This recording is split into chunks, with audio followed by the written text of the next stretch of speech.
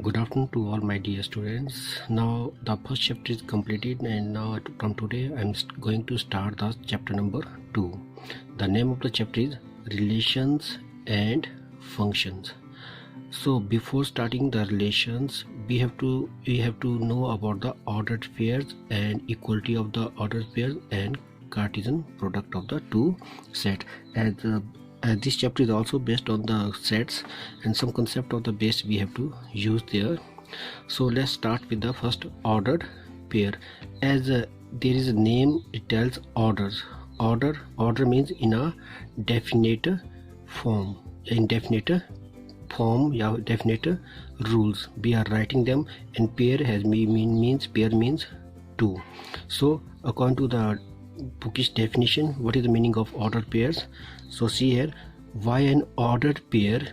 B mean a pair of elements AB in which the position of each element is important.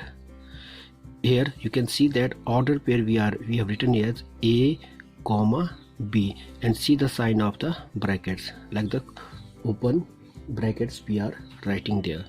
So here, as it is already mentioned in definition, each in which the position of each element is important. Here position of elements are important, that's why it is a ordered pairs. And in the ordered pair AB, like this is the notation how to write the ordered pairs in bracket. Ordered pair, A is called the first element component. This A is called first element or component, and B this second, this is called the second element or component. So it means in the nutshell we can say that order pairs means where the position of each element is important, and they are written in the elements, two elements are written by separating the commas, and they are close with these brackets. So now the next is equality of order pairs. And equality means when we can say that the ordered pairs are equal. So for that, two ordered pairs AB and CD, these are the ordered pair, are said to be equal if and only if this first element A is equal to C and B is equal to D. So thus AB and CD are said to be equal if and if A is equal to C, means first element of this order pair is equal to first element of the second order pair, and second element of the first order pair is equal to second element of the second there. So here B is equal to D. So some concept on the basis of that there is that an ordered pair is not a set consisting of two elements. So I will make clear you that this AB is not a set. AB is not a set, it is an element only. As we know, by notation also see the set is represented by these curly signs, but ordered pair is represented by only these open brackets. Clear? So an ordered pair is not a set consisting of two elements. Now the question is there one, how ordered pair AB differ from the set AB? See here, ordered pair is A comma B bridge bracket, and here with curly sign. So how they are different? So we are explaining with the two reason here. They are saying when A is not equal to B, means element A is not equal to element B, then AB and BA are two different order pairs, whereas AB and BA are the same set. So when we have written when A and B are not equal, that means A comma B, these two elements, they are not equal, then BA is not equal to AB and BA, they are not equal. But in case of set, AB and BA, they are same.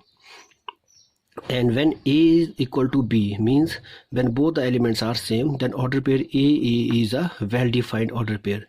That is the two elements need not be distinct. Whereas in case of if we are getting AA, then set AA means it reduces to single turn set, because in set we have not to write the element those who are repeating. We have to write that only one time. There is no chance, there is no scope for writing the elements who's repeating, and all the time we have to write all the repeating. So only one time we have to write that elements. That's why this AA, if there is, then it is a singleton set. So on the basis of that, we can see here first on the basis of equality of orders. If this is the question like the 2.1 question number 11, if x plus 1 x upon 3 plus 1 is equal to this and this, they are equal, that means what, this element should be equal to this element. So that's why x upon 3 plus 1 is equal to 5 upon 3, and y minus 2 upon 3 is equal to 1 upon 3.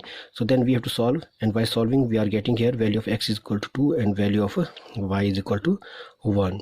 So in this way, if there is the sign of equal to between the two order pair, then we have to use the concept of equality of the order pairs. Now next is question for the self practice. This is the question which you have to do, and you have to show me this question up to 5 p.m.